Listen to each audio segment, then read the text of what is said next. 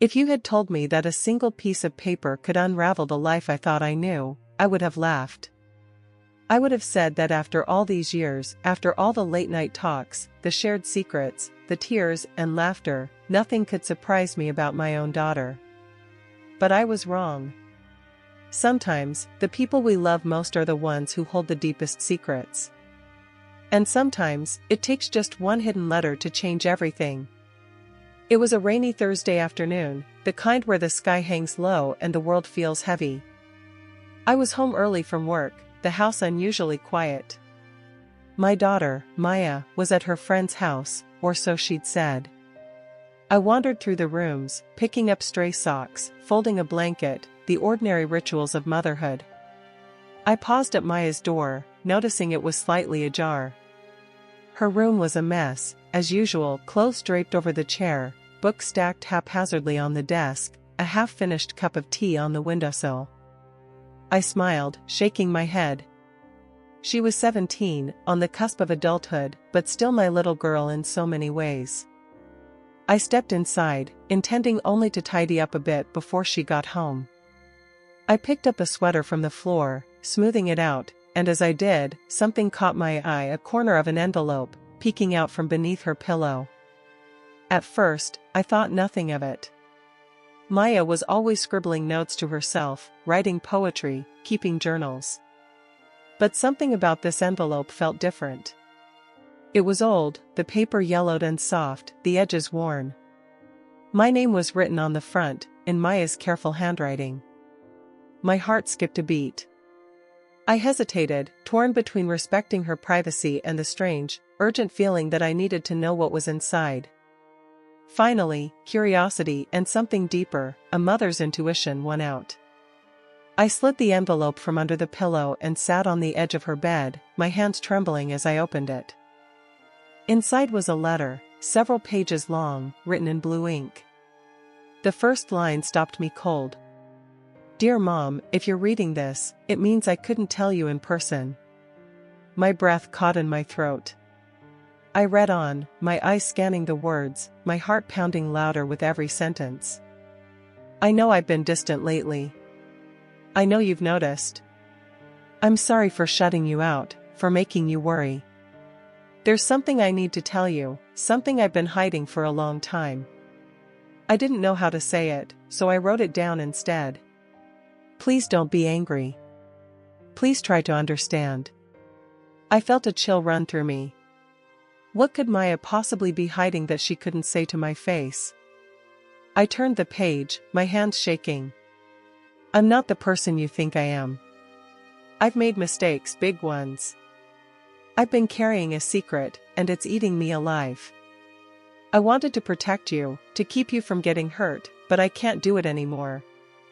I need you to know the truth, even if it changes everything between us." I stopped, tears stinging my eyes. I wanted to put the letter down, to pretend I hadn't seen it, but I couldn't. I had to know. I had to understand. The next lines were smudged, as if Maya had been crying as she wrote them. "I'm sorry, Mom. I'm so sorry. I never meant for any of this to happen. I wish I could go back and do things differently, but I can't. All I can do now is tell you the truth and hope you can forgive me." I pressed a hand to my mouth, my mind racing. What had she done? What was she so afraid to tell me? I read on, desperate for answers. "I know you always wanted the best for me. I know you tried to protect me, to teach me right from wrong. But I messed up. I let someone down, someone who trusted me. And now I don't know how to fix it." I closed my eyes, the weight of her words settling over me like a heavy blanket. I thought of all the times I'd seen her staring out the window, lost in thought. All the times she'd pulled away when I tried to hug her, the night she'd come home late, her eyes red from crying. I opened my eyes and kept reading. "I'm scared, Mom. I'm scared you'll hate me when you find out. I'm scared I'll lose you. But I can't keep lying. I can't keep pretending everything is okay." The letter ended abruptly, the last lines trailing off. I love you, Mom. I always have. Please don't give up on me. I sat there for a long time, the letter clutched in my hands, my heart breaking for my daughter and for myself. I didn't know what her secret was, not yet. But I knew, in that moment, that nothing would ever be the same. The rain tapped steadily against the window as I sat frozen on Maya's bed, the letter trembling in my hands.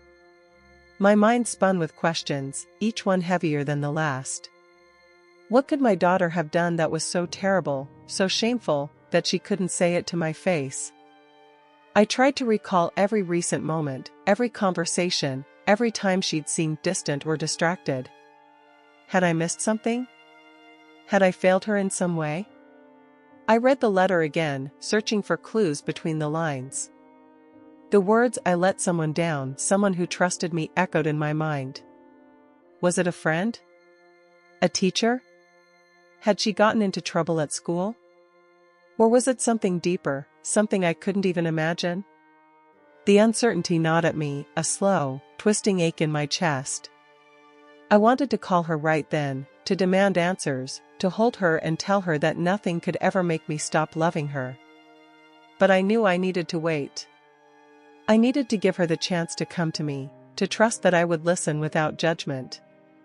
I folded the letter carefully and slipped it back into the envelope, tucking it into my pocket as I left her room. The rest of the afternoon passed in a haze.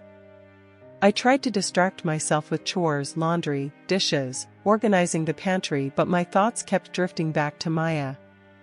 I replayed every memory, every milestone, every moment of pride and worry.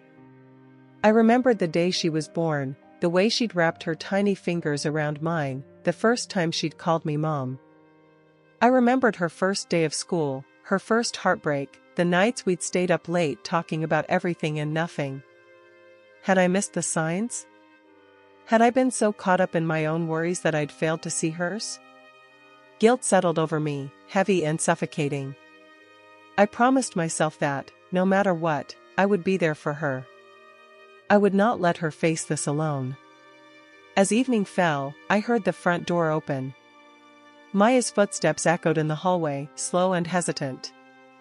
I took a deep breath, steeling myself, and walked out to meet her. She stood in the entryway, raincoat dripping, her hair damp and tangled. She looked tired, older somehow, as if she'd aged years in a single day. "Hey, Mom," she said quietly, avoiding my eyes. "Hey, sweetheart," I replied, forcing a smile. "Did you have a good time at Emma's?" She shrugged, dropping her backpack by the door. "It was fine." I watched her, searching her face for any sign of the secret she was carrying. She seemed fragile, like a bird with a broken wing. I wanted to reach out, to pull her into a hug, but I held back. I didn't want to push her away. "Are you hungry?" I asked. "I made your favorite, mac and cheese." She managed a small smile. "Thanks, Mom. I'll eat in a bit. I just need to change." She disappeared down the hallway, her door closing softly behind her. I stood there for a moment, the silence pressing in around me. I wanted to follow her, to demand the truth, but I knew I had to wait. I had to let her come to me. Dinner was quiet. Maya picked at her food, barely eating. I tried to make conversation, asking about school, her friends, her plans for the weekend. She answered in monosyllables, her eyes fixed on her plate. The distance between us felt insurmountable, a chasm I didn't know how to cross. After dinner, she retreated to her room, leaving me alone with my thoughts. I sat at the kitchen table, the letter burning a hole in my pocket. I wanted to scream, to cry, to do something, anything, to break the silence. But I knew I had to be patient. I had to trust that, when she was ready, she would tell me the truth. That night, I lay awake, staring at the ceiling, listening to the rain. I thought about all the things I wanted to say to her, all the ways I wanted to protect her.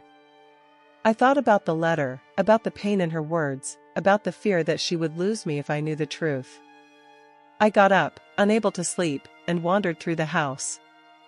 I paused outside her door, listening to the soft sound of her breathing. I wanted to go in, to hold her like I did when she was little, but I knew I couldn't. She needed space. She needed to know that I trusted her, even when I was afraid.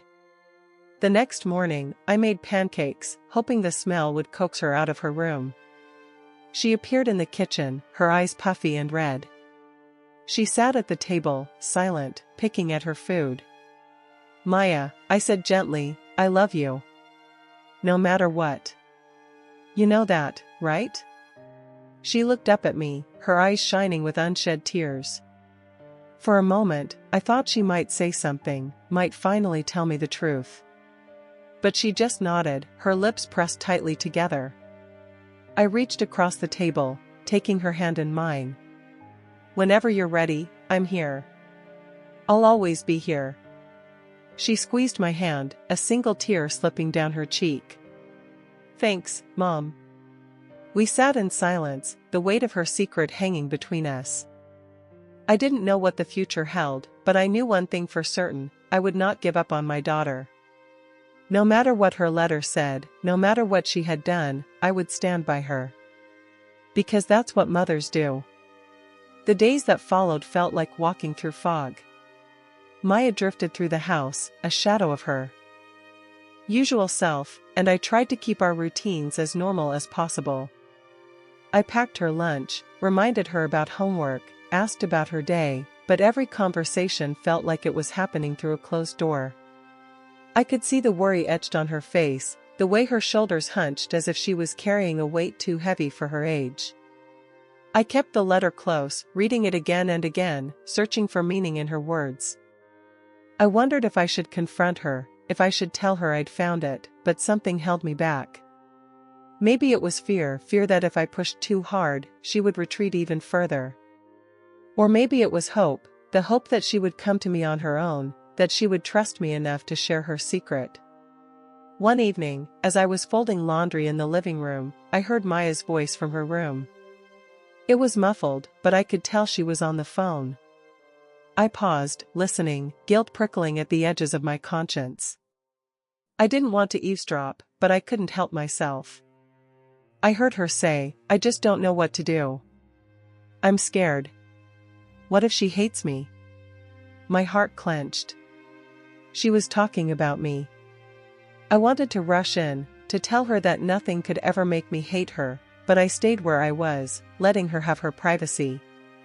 When she came out a little while later, her eyes were red, but she managed a small smile. "Hey, Mom," she said, her voice shaky. "Hey, sweetheart.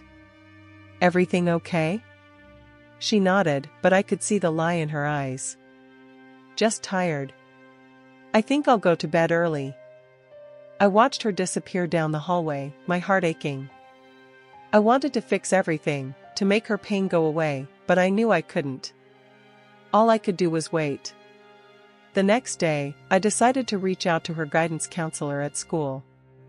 Mrs. Patel had always been kind, always willing to listen. I called her during my lunch break, explaining that Maya had been withdrawn and that I was worried about her. "She's a wonderful girl," Mrs. Patel said gently. "But I have noticed she's been quieter lately. Sometimes, teenagers go through things they don't know how to talk about. The best thing you can do is let her know you're there for her, no matter what." I thanked her, feeling both reassured and helpless. I wanted to do more, to be more, but I didn't know how. That evening, as I was making dinner, Maya came into the kitchen. She hovered by the doorway, twisting her hands together. "Mom," she said softly. I turned, trying to keep my voice calm. "Yes, honey?" She hesitated, her eyes darting to the floor. "Can we talk?" My heart leapt into my throat. "Of course. Always." She sat at the table, her shoulders hunched, her fingers picking at the edge of her sleeve.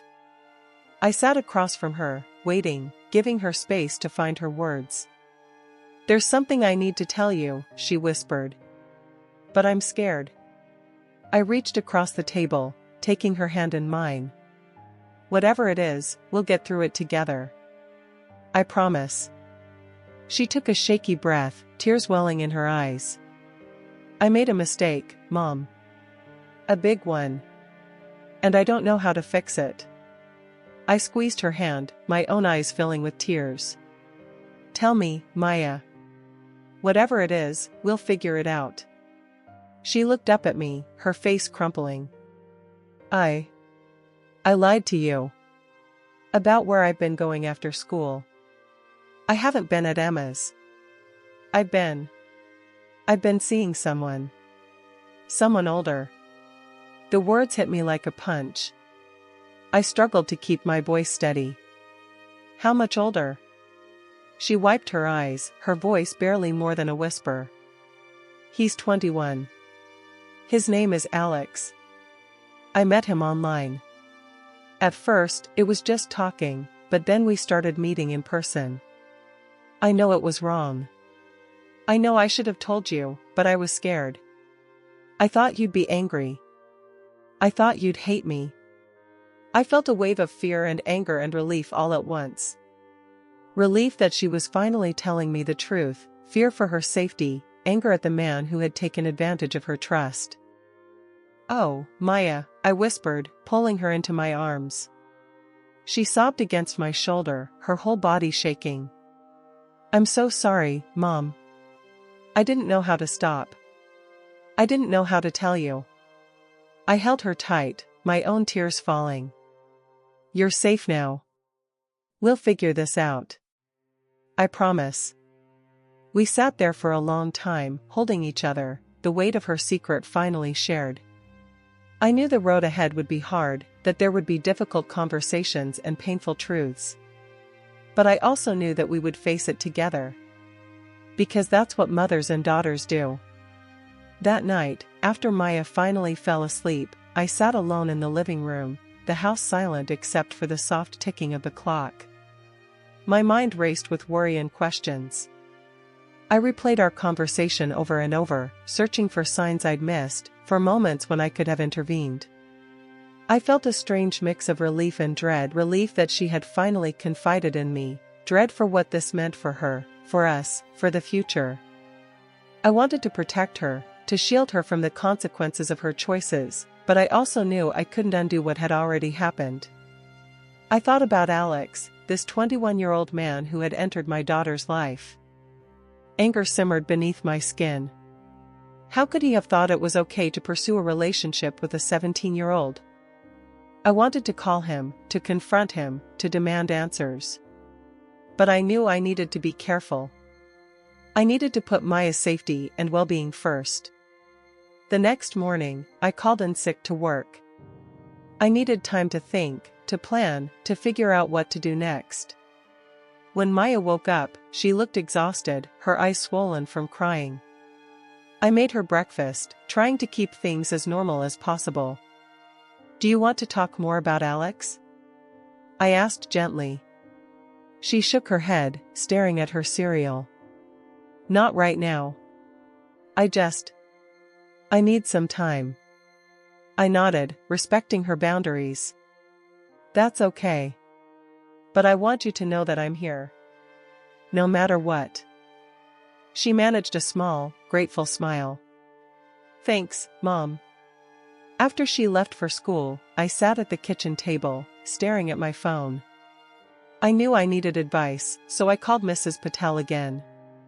She listened patiently as I explained the situation, her voice calm and reassuring. You did the right thing by letting Maya come to you, she said. It's important that she feels safe and supported. As for Alex, you may want to consider talking to someone at the school or even the authorities, depending on the nature of their relationship. But most of all, keep the lines of communication open with Maya. She needs to know you're on her side. I thanked her, feeling a little less alone. I spent the rest of the day researching resources for parents in my situation, hotlines, counseling services, legal advice.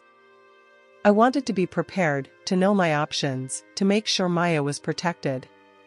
When she came home that afternoon, I suggested we go for a walk. The air was cool and fresh, the sky a brilliant blue. We strolled through the neighborhood in silence for a while, the crunch of leaves under our feet. Finally, Maya spoke. "I know I messed up, Mom. I know I shouldn't have lied to you." I stopped and turned to her, taking her hands in mine. "Everyone makes mistakes, Maya.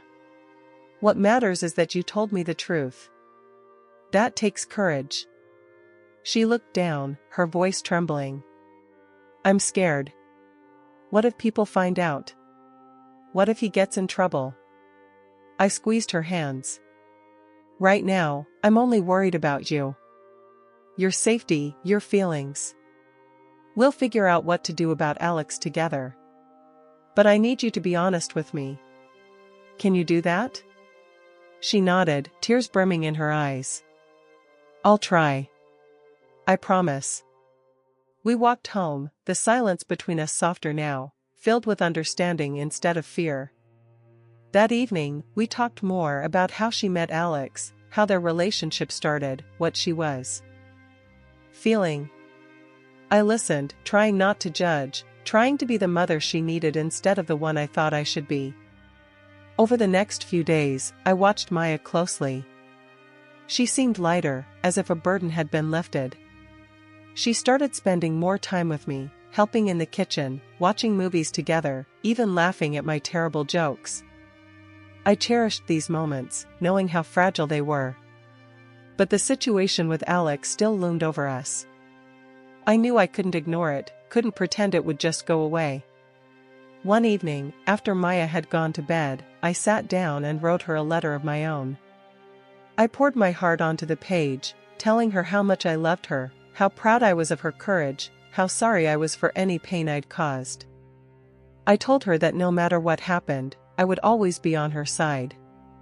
I left the letter on her pillow, hoping it would give her comfort. The next morning, she hugged me tightly, tears in her eyes. "Thank you, Mom," she whispered. "I love you. I love you too, Maya. Always." We still had a long road ahead, but for the first time in weeks, I felt hope. We would face whatever came next together, as mother and daughter, bound by love and honesty. The days that followed were a delicate balancing act. I wanted to protect Maya, to shield her from the harshness of the world, but I also knew I had to let her face the consequences of her choices. I spent hours researching, reading stories from other parents, and even reaching out anonymously to an online support group for mothers of teenagers. Their stories were a lifeline, reminders that I wasn't alone, that other families had survived secrets and heartbreak and come out stronger. Maya and I talked more openly than we had in years. Sometimes our conversations were gentle, sometimes raw and painful. She told me about the first time she met Alex, how he'd made her feel seen and understood in a way she hadn't felt at school or even at home. She admitted that she'd been lonely, that she'd struggled with anxiety and self-doubt, and that Alex had seemed like a lifeline. I listened, my heart aching for the girl I thought I knew so well, realizing how much she'd kept hidden. One evening, as we sat together on the porch, Maya turned to me, her eyes searching mine. "Do you think I'm a bad person, Mom?" The question broke my heart. I reached for her hand, squeezing it gently. "No, Maya. I think you're a good person who made a mistake. That doesn't define you. What matters is what you do next." She nodded, tears slipping down her cheeks. "I want to do the right thing. I just don't know what that is. We'll figure it out together," I promised. That night, after Maya went to bed, I made a decision. I would talk to Alex.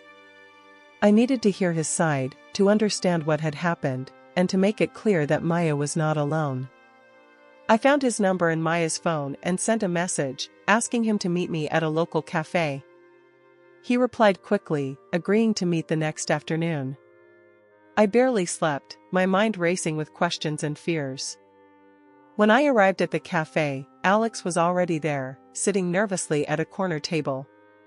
He looked young, even younger than his 21 years, with a mop of dark hair and anxious eyes. "Thank you for meeting me," I said, my voice steady. He nodded, fidgeting with his coffee cup. "I know you're angry." "I'm sorry. I never meant to hurt Maya." I studied him, searching for sincerity. "How did you meet her?" He looked down. "Online. I didn't know how old she was at first. When I found out, I should have stopped. But I didn't. I care about her, I really do. But I know it was wrong." I took a deep breath, trying to keep my emotions in check. Maya is still a child in many ways. She's vulnerable. You had a responsibility to protect her, not take advantage of her trust. He nodded, shame coloring his cheeks. "I know. I'm sorry." I watched him for a moment, weighing my next words. "I need you to stay away from her. She needs time to heal, to figure out who she is without you. If you care about her, you'll respect that." He nodded again, his voice barely audible. "I will. I promise." I left the cafe feeling a strange mix of relief and sadness. I didn't know what the future held, but I knew I'd done what I could to protect my daughter. When I told Maya about the meeting, she was quiet for a long time. Finally, she whispered, "Thank you, Mom. I know it's for the best. It just hurts." I hugged her, holding her close. "I know it does. But you're not alone. We'll get through this together." The weeks that followed were hard.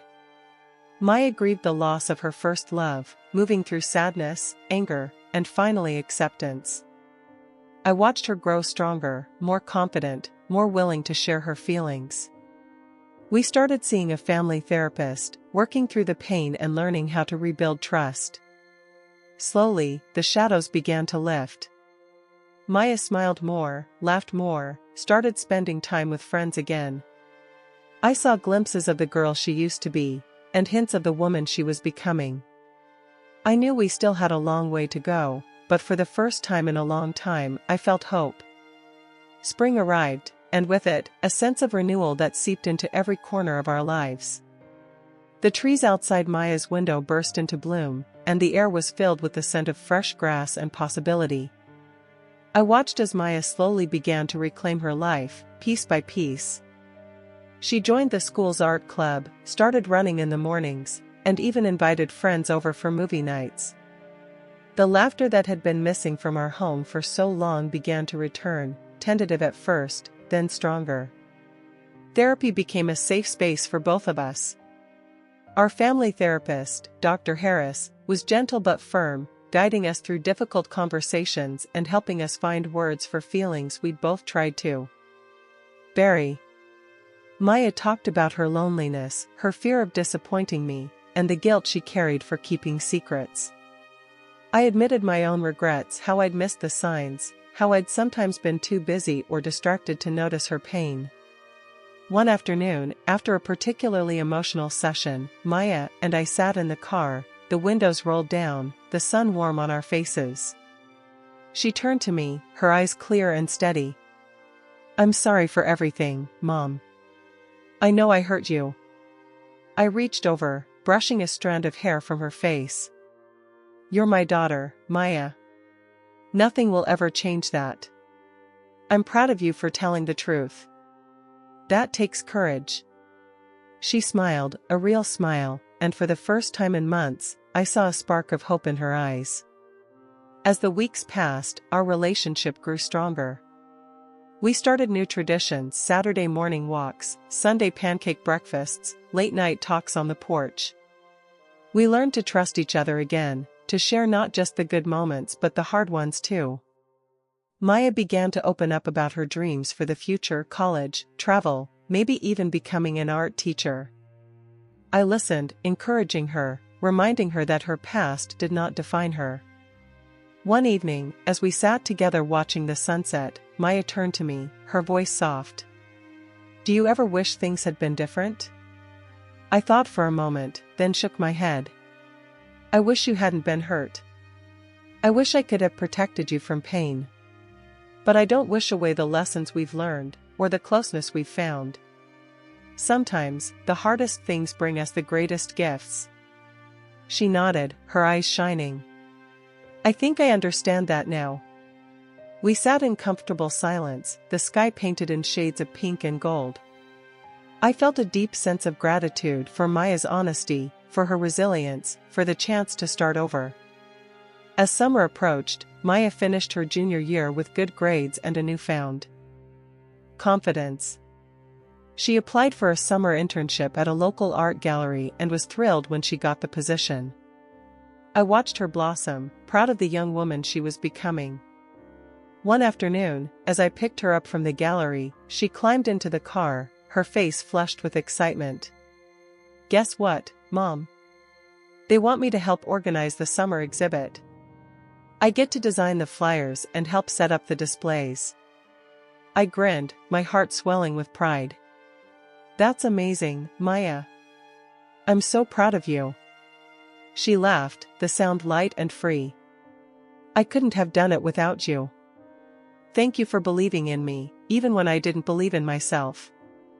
Tears pricked my eyes, but I blinked them away, smiling.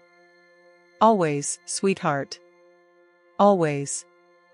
That night, as I watched Maya sketching at the kitchen table, I realized how far we'd come.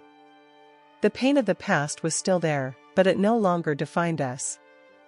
We had found our way back to each other, stronger and more connected than ever. Summer brought a gentle rhythm to our days, a sense of peace that felt both hard-won and fragile. Maya threw herself into her internship at the art gallery, coming home each evening with stories about the artists she met and the projects she was working on. I loved hearing her talk about her day, her eyes bright with excitement, her hands moving animatedly as she described the colors and textures of the paintings she admired. We spent weekends exploring the city together, visiting museums, trying new cafes, wandering through farmers' markets. Sometimes, we'd sit in the park with our sketchbooks, drawing the world around us in companionable silence. I cherished these moments, knowing how precious they were, how easily they could have been lost to secrets and silence. One Saturday, as we sat beneath a sprawling oak tree, Maya looked up from her sketchpad. Do you ever think about Dad? She asked quietly. The question caught me off guard. My ex-husband, Maya's father, had left when she was 10. He called occasionally, sent birthday cards, but he was more a memory than a presence in our lives. Sometimes, I admitted. Mostly, I hope he's happy. And I hope he knows how lucky he is to have you as his daughter. Maya smiled, a little sadly. I used to wish he'd come back. But now, I think I'm okay with how things are. I have you. That's enough. I reached over, squeezing her hand. You'll always have me. We sat in silence for a while, the breeze rustling the leaves above us. I thought about all the ways our lives had changed, about the pain we'd endured and the healing we'd found. I realized that, in many ways, Maya and I had grown up together, learning, stumbling, forgiving, and starting over. As the summer wore on, Maya's confidence blossomed. She made new friends at the gallery, started a small online shop to sell her artwork, and even agreed to show a few pieces in the summer exhibit.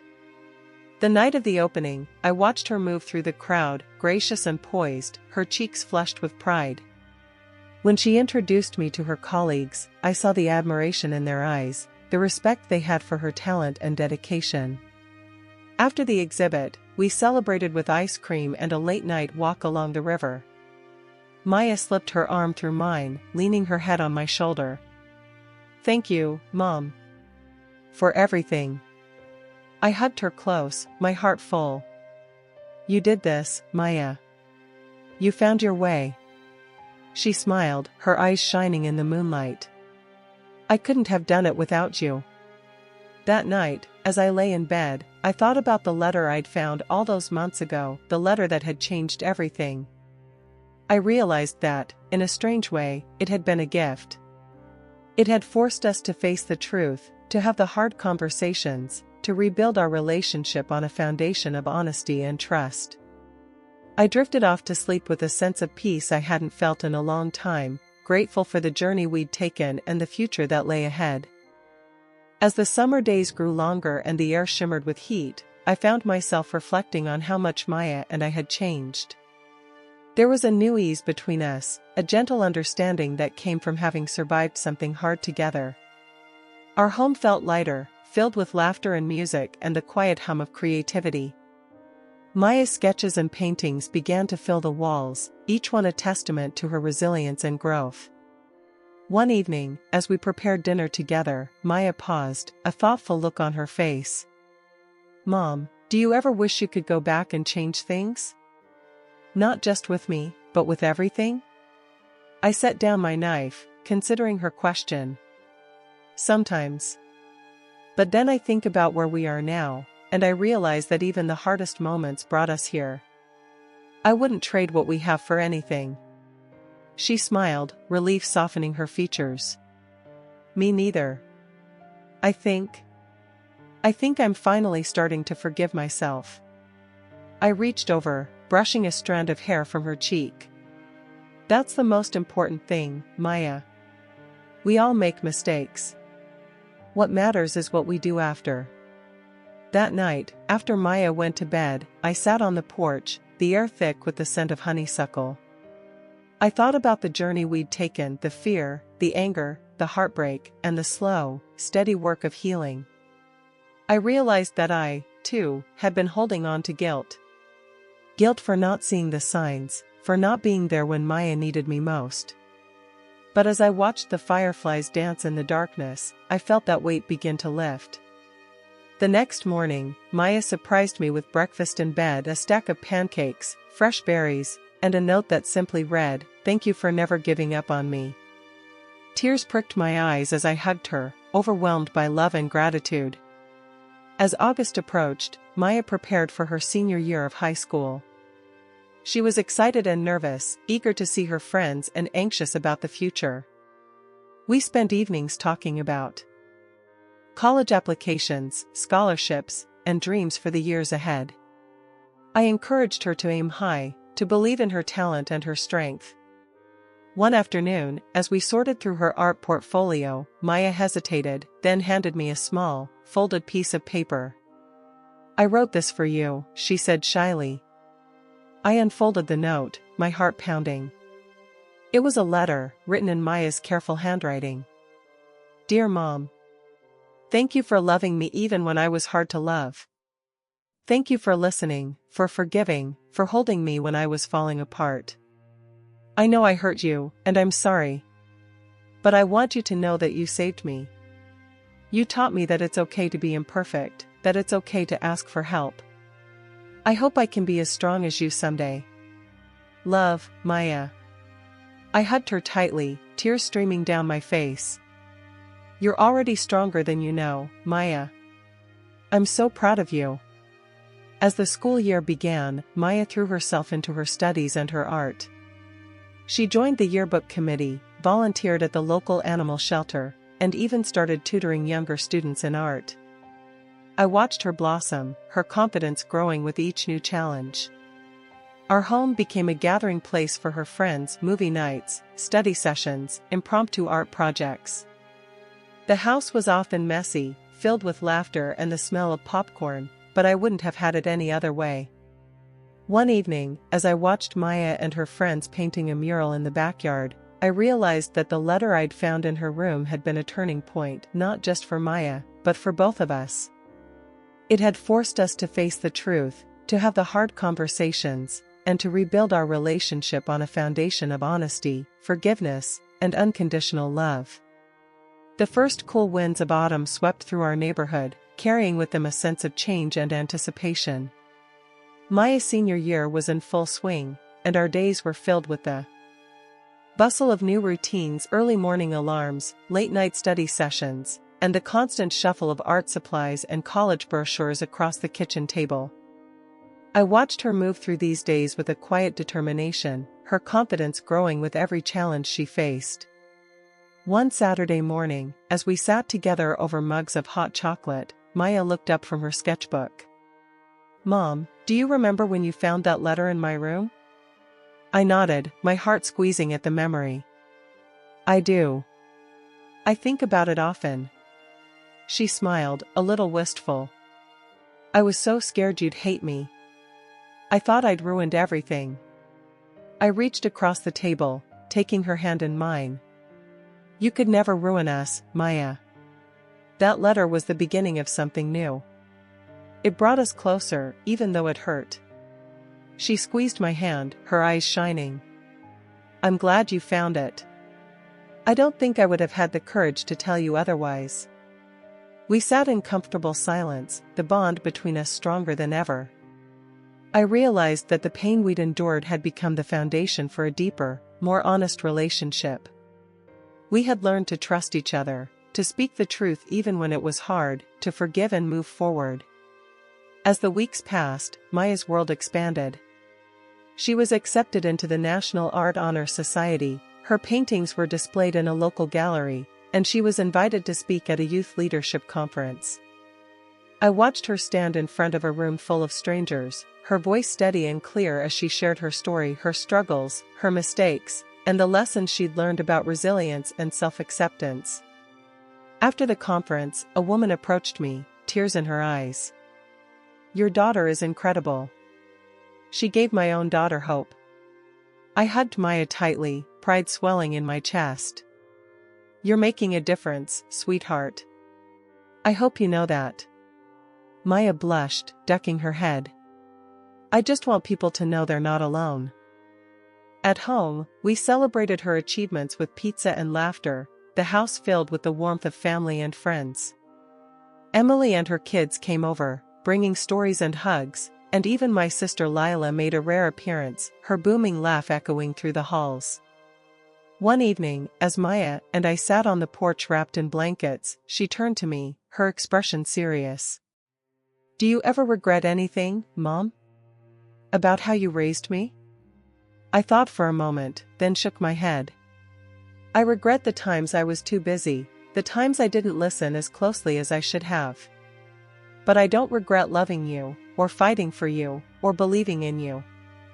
I'd do it all again. She leaned her head on my shoulder, her voice soft.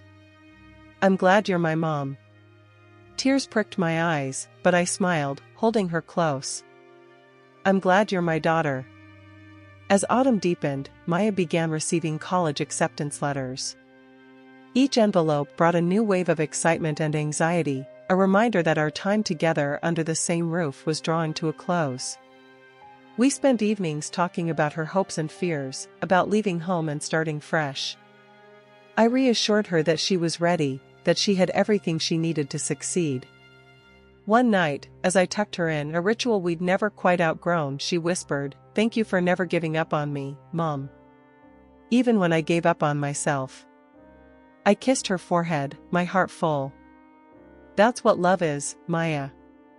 It never gives up. Winter crept in quietly, frosting the windows and blanketing our world in a hush that made everything feel softer, more intimate. Maya's last year at home was slipping by faster than I could hold on to it. Each day felt precious, every ordinary moment tinged with the knowledge that soon, everything would change again. We decorated the house for the holidays, stringing lights along the porch and baking cookies late into the night. Maya invited her friends over for a holiday movie marathon, and the living room filled with laughter, the scent of cinnamon, and the sound of old songs playing softly in the background. I watched her from the kitchen, marveling at how much she'd grown, how she moved through the world with a quiet confidence, how she welcomed others with warmth and kindness. One snowy afternoon, as we wrapped gifts together, Maya paused, her hand stilling on the ribbon. Mom, do you ever get scared? About the future, I mean? I smiled, tying a bow on a package. All the time. But I've learned that being scared just means you care about what happens next. It means you're alive. She nodded, her eyes thoughtful. I'm excited, but I'm also nervous. What if I mess up again? I set down the tape and took her hands in mine. You will mess up, Maya. We all do. But you'll also get back up. You'll learn, you'll grow, and you'll keep moving forward. That's what matters. She smiled, relief softening her features. I hope I can be as brave as you. I hugged her, holding her close. You already are. The holidays passed in a blur of family gatherings, quiet evenings by the fire, and long walks in the snow. Emily and her family visited often, filling the house with stories and games.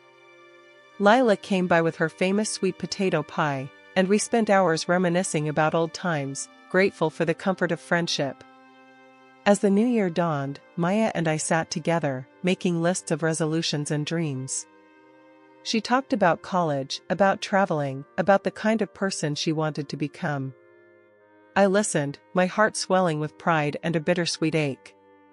I knew she was ready to fly, even if I wasn't ready to let her go. One evening, as we watched the snow fall outside, Maya turned to me, her voice soft. Thank you, Mom. For everything. For loving me, for forgiving me, for helping me find my way. I brushed a tear from her cheek, smiling through my own. Thank you for trusting me, Maya. For letting me walk this journey with you. We sat in silence, the world outside quiet and still, the warmth of our love filling the room. I realized that the letter I'd found in her room, the secret that had once threatened to tear us apart, had become the bridge that brought us closer than ever. As winter melted into spring, I knew that change was coming. But I also knew that we were ready. Whatever the future held, we would face it together, with open hearts and the unbreakable bond of mother and daughter. Spring returned with a rush of color and life, and with it came the final months of Maya's high school journey. Our days were filled with college visits, scholarship essays, and the bittersweet excitement of senior year traditions.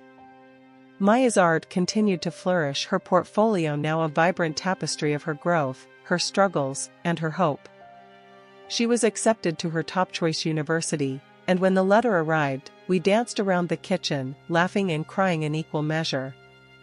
As graduation approached, I found myself reflecting on the path we'd traveled. The memory of that hidden letter was never far from my mind. Sometimes, I'd catch Maya lost in thought, her gaze distant, and I'd wonder if she was remembering too. But more often, I saw her as she was now, strong, open, and unafraid to share her heart. One afternoon, as we sorted through boxes of childhood keepsakes, Maya pulled out an old photo album. We sat together on the living room floor, flipping through pages filled with birthday parties, school plays, and family vacations. She pointed to a picture of herself at age 10, grinning with a missing front tooth. I used to think life was so simple back then, she said, a wistful smile on her lips. I nodded, tracing the photo with my finger. It was, in some ways. But you've become someone even more amazing because of everything you've faced. She leaned her head on my shoulder. I'm glad you found that letter, Mom. I'm glad we went through all of it, even the hard parts. I feel like I can tell you anything now. I hugged her, my heart full. That's all I ever wanted, Maya. For you to know you're never alone. As graduation day drew near, Maya grew more reflective.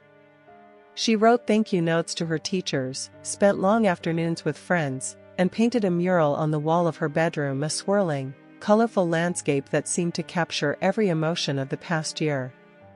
On the night before graduation, she invited me to sit with her in her room, the mural glowing softly in the lamplight.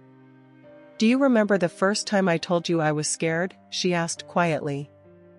I nodded, remembering the trembling voice, the tears, the way she'd clung to me as if I were her anchor in a storm. I'm still scared sometimes, she admitted. But I know I can get through it. Because I have you. Because I have myself. I smiled, pride and love swelling in my chest. You're ready, Maya. You're more than ready. The next day, as I watched her cross the stage in her cap and gown, her eyes searching the crowd until they found mine, I felt a surge of joy so powerful it brought tears to my eyes. She waved, her smile radiant, and in that moment, I knew we had both made it, we had survived the storm, and we had come out stronger, together. That night, as we celebrated with family and friends, Maya pulled me aside, her eyes shining. "Thank you, Mom. For everything. For loving me, for believing in me, for never giving up." I hugged her tightly, whispering the only words that mattered. "Always, Maya. Always." The summer after Maya's graduation felt like a gentle exhale, a pause before the next chapter. Our days slowed down, filled with long walks, late-night talks, and the quiet comfort of simply being together. Maya worked part-time at the art gallery, saving for college and spending her free hours painting in the backyard or reading on the porch swing. I cherished every moment, knowing that soon she would be leaving for university, and our lives would change once again. One evening, as we watched the fireflies flicker in the dusk, Maya turned to me, her voice soft. "Do you think it's possible to really start over, Mom? To leave the past behind?" I thought for a moment, listening to the crickets and the distant hum of the city. "I think starting over doesn't mean forgetting. It means carrying what you've learned and letting it make you stronger. It means forgiving yourself and letting yourself grow." She nodded, her eyes reflecting the golden light. "I want to do that. I want to let go of the guilt. I want to be happy." I reached for her hand, squeezing it gently. "You deserve happiness, Maya. You always have." As the weeks passed, we prepared for her move to college. We shopped for dorm essentials, packed boxes of clothes and art supplies, and made lists of things she'd need in her new life. The house filled with a bittersweet energy, excitement for what was coming, sadness for what we were leaving behind. The night before she left, Maya and I sat on her bed, surrounded by half-packed suitcases and the mural she'd painted on her wall. She handed me a small, wrapped package. "I made this for you," she said shyly. Inside was a framed painting, a mother and daughter, holding hands, standing at the edge of a bright, swirling landscape. The colors were bold and hopeful, the figures strong and connected. Tears filled my eyes as I hugged her. "It's beautiful, Maya. I'll treasure it always." She smiled, her own eyes shining. "It's us, Mom. No matter where I go, we'll always have each other." The next morning, we loaded the car and drove to the university. The campus buzzed with energy, students and parents everywhere, the air thick with possibility. We unpacked her things, made her bed, and hung her favorite paintings on the walls. When it was time to say goodbye, Maya hugged me tightly, her voice trembling. "I'm scared, but I'm ready." I kissed her forehead, holding her close. "You're going to do amazing things. And I'll always be here, cheering you on." As I drove home alone, the house felt emptier, quieter. But as I hung Maya's painting in the living room, I felt her presence everywhere, in the art on the walls, in the laughter that still echoed in the halls, in the love that filled every corner of our home. That night, I sat on the porch, watching the stars, and realized that the journey we'd taken, the pain, the healing, the forgiveness had given us both the courage to begin again. And as the summer faded into fall, I knew that whatever the future held, we would face it with open hearts and unbreakable love. The first weeks without Maya at home were the hardest. The house felt too quiet, every room echoing with memories of her laughter, her music, the gentle thud of her footsteps on the stairs. I found myself pausing at her bedroom door, half expecting to hear her voice, to see her hunched over her sketchbook or sprawled across her bed with a novel. Instead, there was only silence, and the mural she'd painted, a vibrant reminder of her spirit and the journey we'd shared. We spoke every day, sometimes just a quick text, sometimes long phone calls that stretched late into the night. Maya told me about her classes, her new friends, the art studio where she spent hours experimenting with color and form. She sounded happy, her voice bright with excitement and the nervous energy of new beginnings. I listened, offering advice when she asked, but mostly just letting her know I was there, always. I threw myself into my own routines, rediscovering hobbies I'd set aside: gardening, reading, even joining a local book club. I met with friends for coffee, took long walks in the park, and volunteered at the community center. Slowly, I began to fill the empty spaces in my life, not to replace Maya, but to honor the growth we'd both experienced. One afternoon, as I was tending the roses in the backyard, my phone buzzed with a message from Maya. She'd attached a photo of a painting she'd just finished, a swirling, colorful landscape, full of light and movement. "I tried something new today," she wrote. "It made me think of you. Miss you, Mom." I smiled, my heart swelling with pride and longing. I replied, "I miss you too, sweetheart. Keep painting. Keep growing. I'm always with you." As the weeks turned into months, Maya and I found a new rhythm. She came home for weekends and holidays, filling the house with stories and laughter. We cooked together, watched old movies, and talked late into the night about everything and nothing. Each visit was a gift, a reminder that our bond was unbreakable, no matter the distance. During one of her visits, Maya sat with me on the porch, her head resting on my shoulder. "Do you ever feel lonely, Mom?" she asked quietly. I thought for a moment, then nodded. "Sometimes. But I also feel grateful. Grateful for the time we had, for the love we share, for the chance to watch you become who you are." She squeezed my hand. "I feel that too. I'm not scared anymore, Mom. I know I can handle whatever comes next." I looked at her, seeing not just my daughter, but a young woman full of courage and hope. "You can handle anything, Maya. And I'll always be here, cheering you on." That night, as I watched her sleep in her old room, I realized that the letter I'd found all those months ago had been the beginning of a new chapter for both of us. We had learned to trust, to forgive, to let go, and to love without fear. And as I drifted off to sleep, I knew that whatever the future held, we would face it together, heart to heart, no matter how far apart we were. The seasons turned once more, and with each change, Maya and I continued to grow, apart, yet always together in spirit. Her second year at university brought new challenges and triumphs. She was selected for a prestigious art fellowship, her work displayed in a campus gallery for the first time. She called me, breathless with excitement, describing the opening night, the strangers who admired her paintings, the professors who encouraged her to keep pushing her boundaries. I listened, my heart swelling with pride. "You're doing amazing things, Maya. I hope you know how proud I am of you." She laughed, a sound that always made me smile. "I do, Mom. I wouldn't be here without you." At home, I found myself reflecting more often on the journey we'd taken. I reread old journal entries, revisited the letter I'd found in her room, and marveled at how much had changed. The pain that once felt unbearable had softened, replaced by gratitude for the lessons we'd learned and the closeness we'd found. I started teaching an art class at the community center, inspired by Maya's courage to try new things. My students ranged from children to retirees, each bringing their own stories and dreams to the canvas. I found joy in their progress, in the way art helped them express what words could not. Sometimes, I'd share stories about Maya, her struggles, her resilience, her triumphs. My students listened, inspired by her journey, and I realized that healing could ripple outward, touching lives I'd never expected.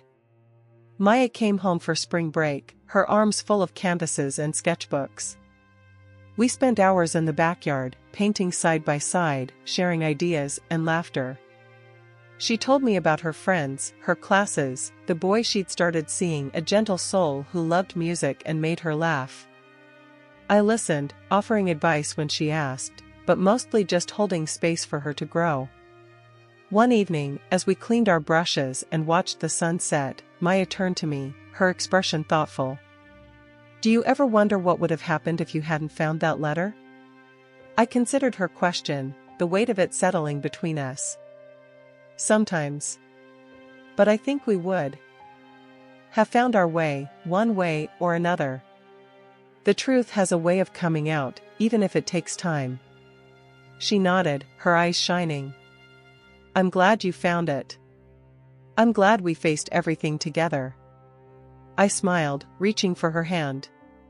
Me too, Maya. Me too. As the week drew to a close, Maya packed her things, preparing to return to school. We hugged tightly at the door, neither of us wanting to let go. I love you, Mom, she whispered. I love you more, I replied, my voice thick with emotion. After she left, I wandered through the house, feeling the familiar ache of her absence.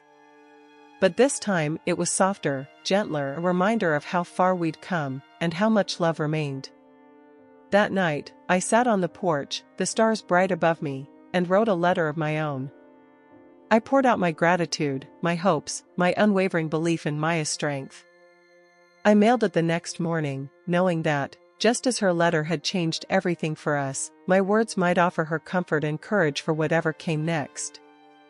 The years continued to unfold, each one adding new layers to our story. Maya graduated from university with honors, her final exhibition drawing praise from professors and visitors alike. I sat in the front row, tears streaming down my face as she accepted her diploma, her eyes searching the crowd until they found mine. We celebrated with a quiet dinner, just the two of us, reminiscing about the journey that had brought us to this moment. After graduation, Maya moved to a nearby city to start her first job as an assistant curator at a contemporary art museum. She called often, sharing stories about her new colleagues, the artists she met, and the challenges of living on her own. I visited her whenever I could, helping her decorate her tiny apartment, bringing homemade meals and fresh flowers to brighten her space. Our relationship, once tested by secrets and silence, had become a source of strength for both of us. We talked openly about everything: work, love, fears, and dreams. Maya confided in me about her anxieties, her hopes for the future, and the ways she was still learning to forgive herself. I listened, offering encouragement and gentle reminders that growth was a lifelong journey. One weekend, Maya invited me to attend a gallery opening at the museum. As I walked through the exhibit, surrounded by bold colors and striking forms, I felt a surge of pride. Maya introduced me to her colleagues as her mother and her inspiration, and I saw the respect in their eyes. Later, as we stood together in front of one of her favorite pieces, she turned to me, her voice soft. "Do you remember the letter you found in my room, Mom?" I nodded, emotion tightening my throat. "I'll never forget it." She smiled, her eyes shining. "I think about it sometimes. How scared I was, how much I worried you'd never forgive me. But now, I see it as the moment everything changed for the better. It made us stronger." I hugged her, holding her close. "It did, Maya. It made us both stronger." As the evening drew to a close, we walked through the city streets, the lights twinkling above us. Maya slipped her arm through mine, and we talked about the future, her plans to travel, her dreams of curating her own exhibit, my hopes for new adventures of my own. That night, as I drove home, I reflected on the journey we'd taken. The pain, the healing, the forgiveness, and the love that had carried us through. I realized that the letter I'd found all those years ago had been a gift, a catalyst for growth, for honesty, for a bond that could withstand anything.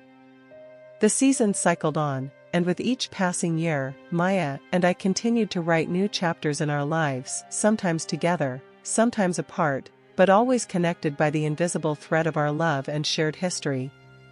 She traveled to Europe for an artist residency, sending me postcards from Paris and Florence, her words full of wonder and discovery. I started teaching more classes at the community center, mentoring young artists and sharing the lessons I'd learned from my own journey and from being Maya's mother. We made it a tradition to meet every Sunday, whether in person or by video call, to share stories, laughter, and sometimes tears. Our conversations ranged from the mundane recipes, weather, the latest book we were reading, to the profound forgiveness, ambition, the meaning of home.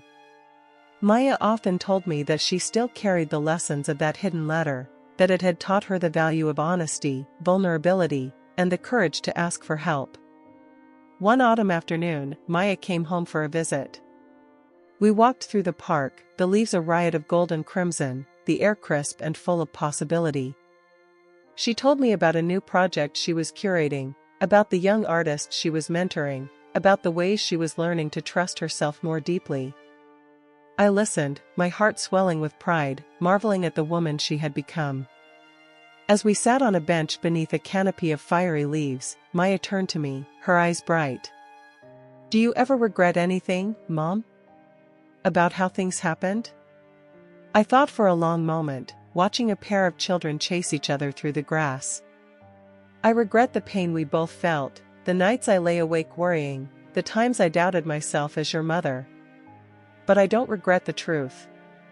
I don't regret the chance it gave us to grow, to love each other more honestly." She smiled, reaching for my hand. "Me neither. I think that letter saved us, in a way. It made me realize I could trust you with anything. And it made me want to be the kind of person who could be trusted." We sat in silence, the world around us glowing with the soft light of late afternoon. I realized that the journey we'd taken, the heartbreak, the healing, the forgiveness, had become the foundation for everything that followed. It had given us the strength to face whatever came next, to embrace change, to love without fear. As the sun dipped below the horizon, we walked home together, our steps in sync, our hearts at peace.